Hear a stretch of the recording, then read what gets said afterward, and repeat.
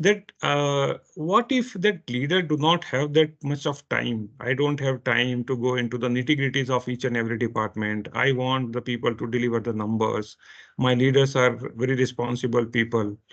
So I hear it out many times, not any one organization, but many organizations that the CEO is, or maybe the managing director is in his own, that game scheme of things, he do not allow other people to get deeper aspect of it, what the problem people are sharing and other things.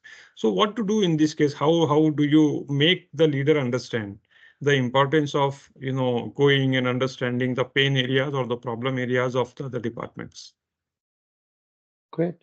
Thanks, Pankaj. I think that's a question which actually most of the organizations face, or even people in the every leader in the corporate ladder faces that.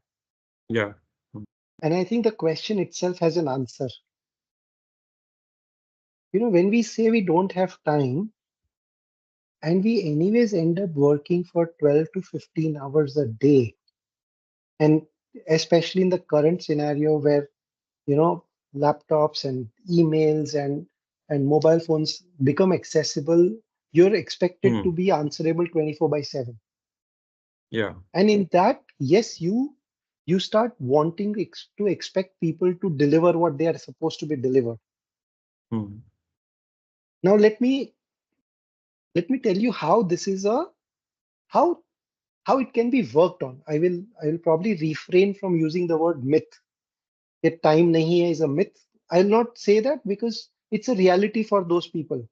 If they listen to me, they'll come and hold my neck. How can you say that it's a myth? It's a reality for us.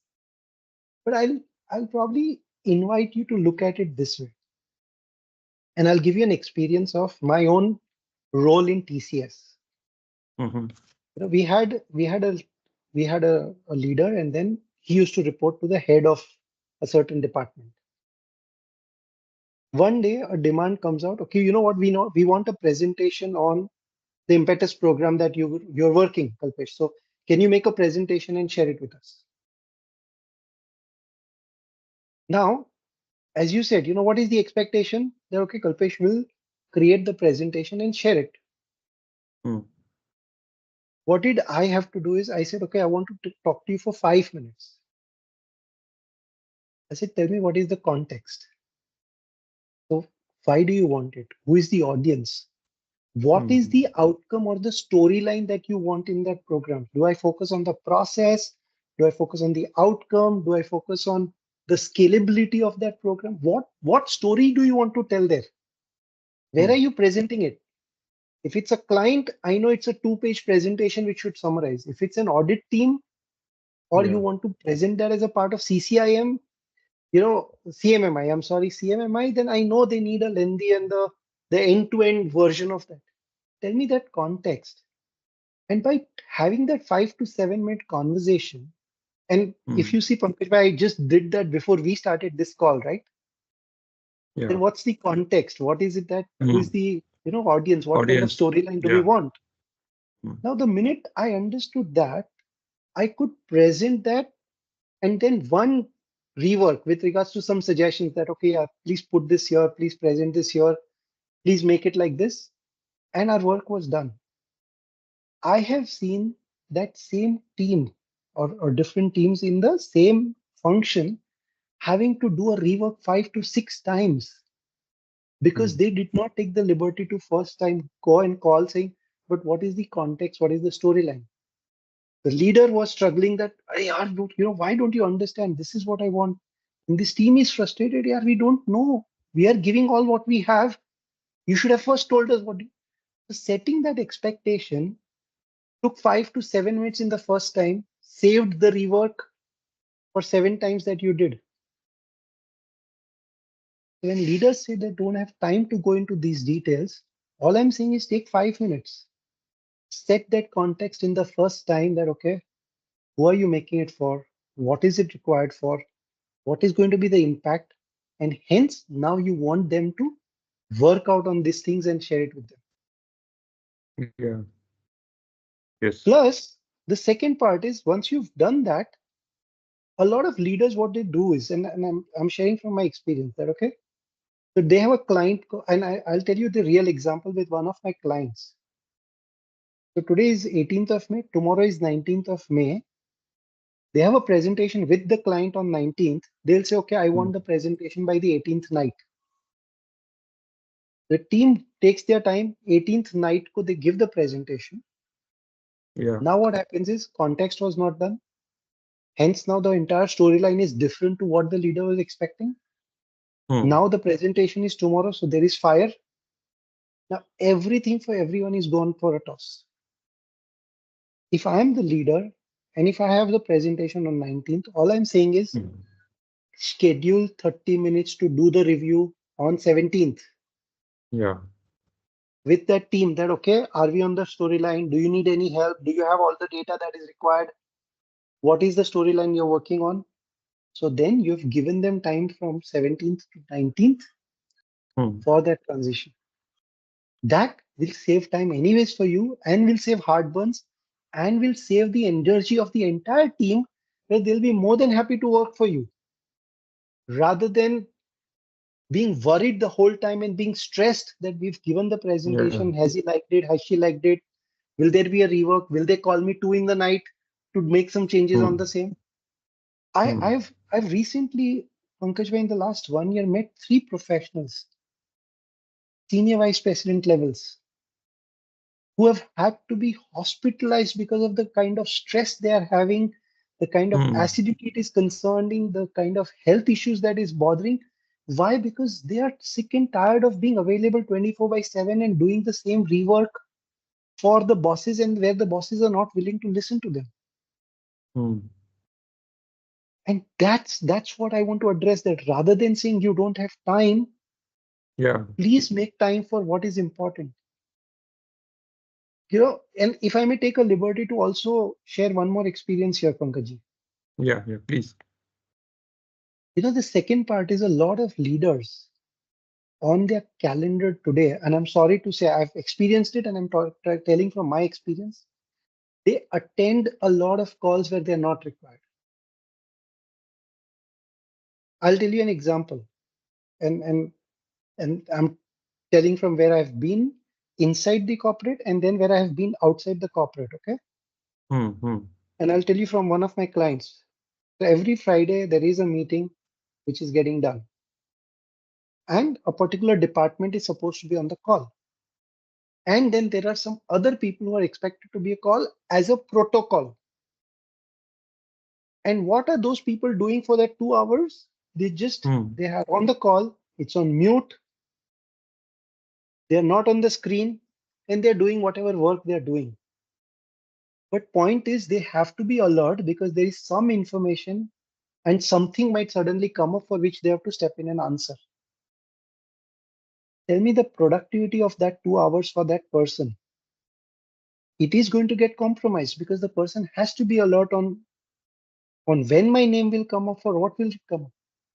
Can Yeah. I, as a leader, have a clear agenda and then tell my team to come with that entire preparation and the data that is required so that people who are not required on the call, they don't need to be on the call.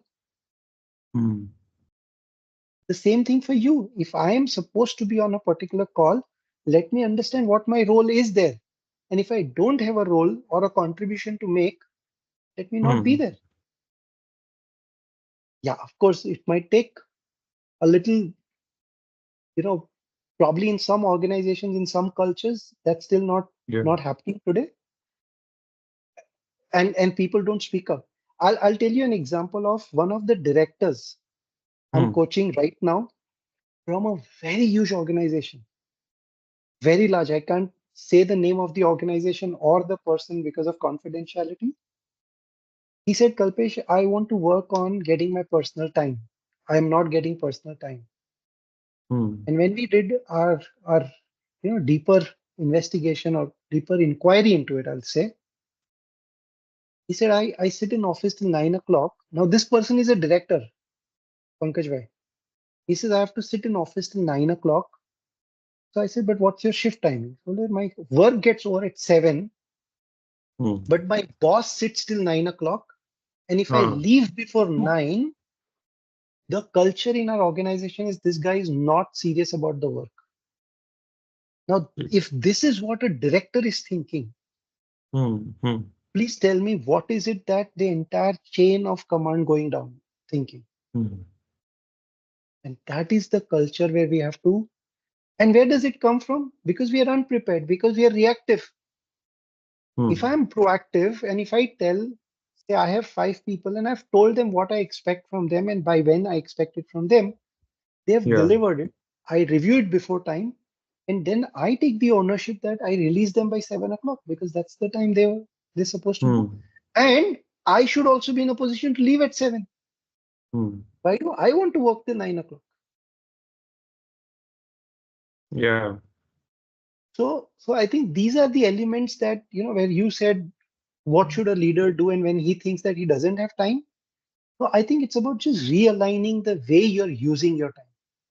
Absolutely. Yeah. So setting the priorities right, setting the to-do list right, and possibly, this will help lot of problems.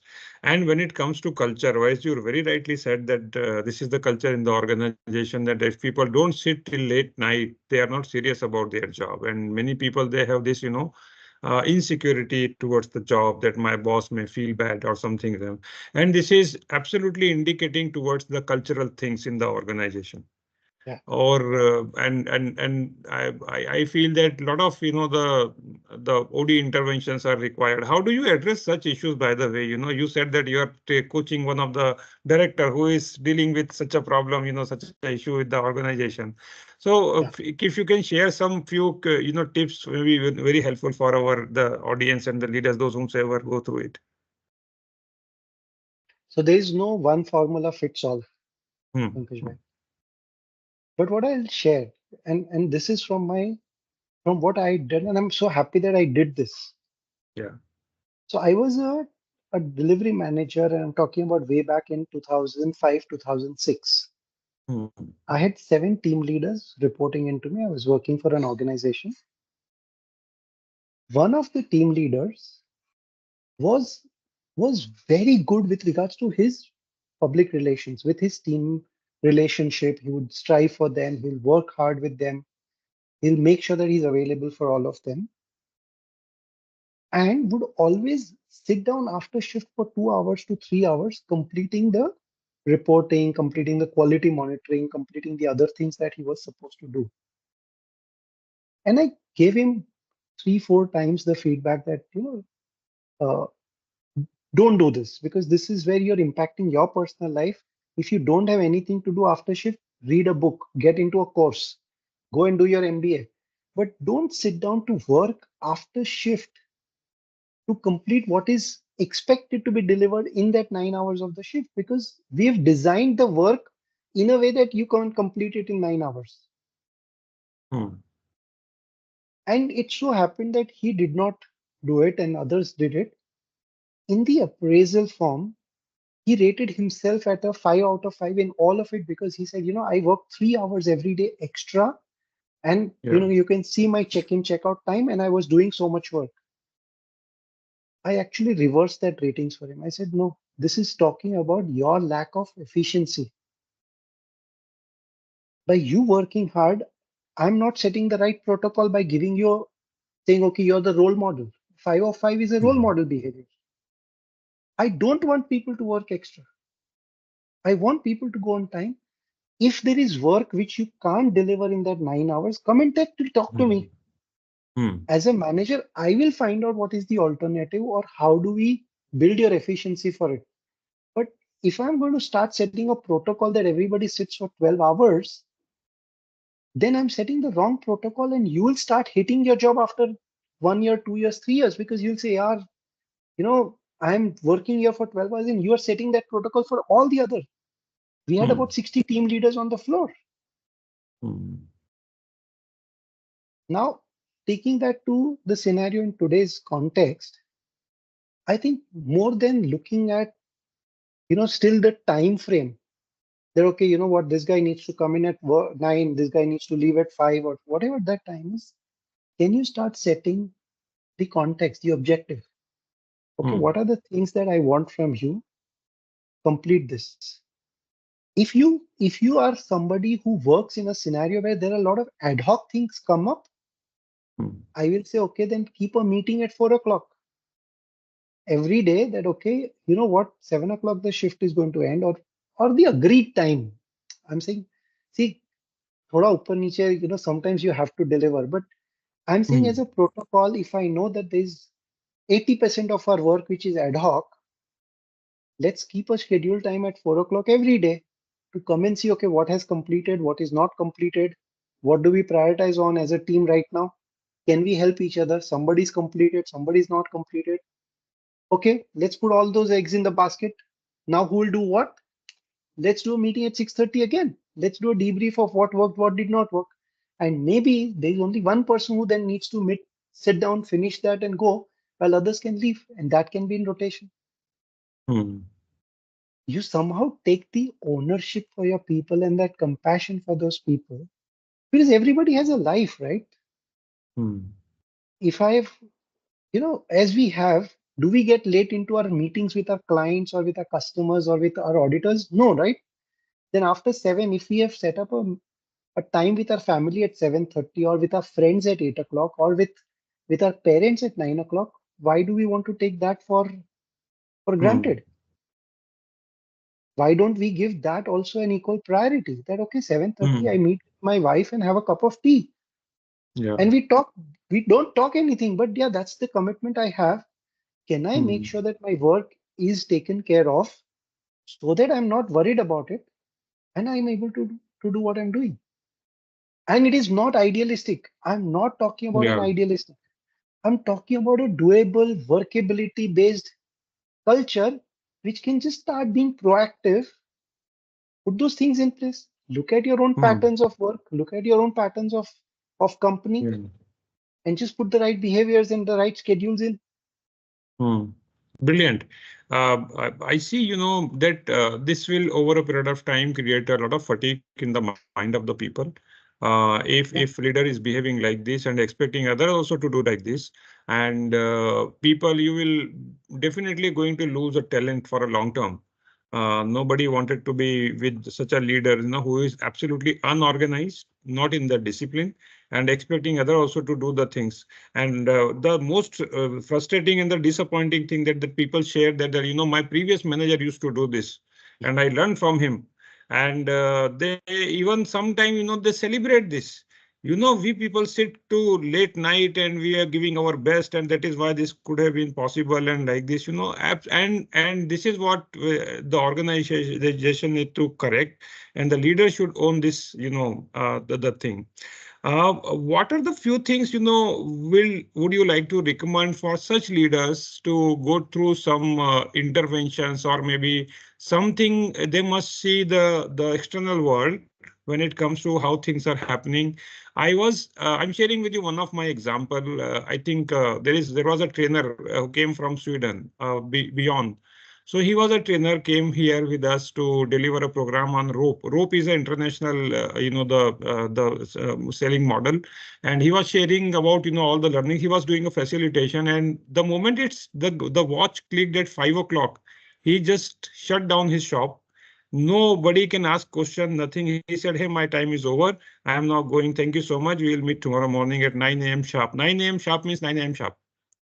So I was wondering in here in India, if you see the coaches and the trainers, the facilitators, this who goes, forget about 6 a.m., 6 p.m., 7 p.m., 7:30 p.m. After that, also the same discussions are going on. Even over dinner, also the discussions are going on. Right? People are asking their own query. So we asked him to this question. He said, no, this is not going to work. Why will I work more than after 5 p.m.? It's my time. And it was very much, for us, all of us, it was eye-opening kind of thing. We were linger on, the session in the post time and everything. So the cultural thing, what you said is absolutely right. Now, I have few more questions to ask and learn from you. That how do you see the changes are happening in the organization from overall organizational development perspective, and who are the key people responsible for such intervention? This is question, another question, and the attached question is, many organizations they see this intervention as a cost, maybe for coaching. maybe for mentoring. What do they do? And I always say, if the leader is of that mindset, he has seen the magic of coaching, learning interventions, OD interventions. He will be pro coaching, pro learning, and this type of training, interventions. But if he is not in the previous organization, then where the problem, comes here. Hmm. Sure, great. Uh, I appreciate, Pankaj bhai, the questions you're asking, no? They're very pertinent with regards to the current context and in the current context of a lot of organizations that have developed the culture like that. So you're absolutely bang on with the culture and the experience questions that you're asking.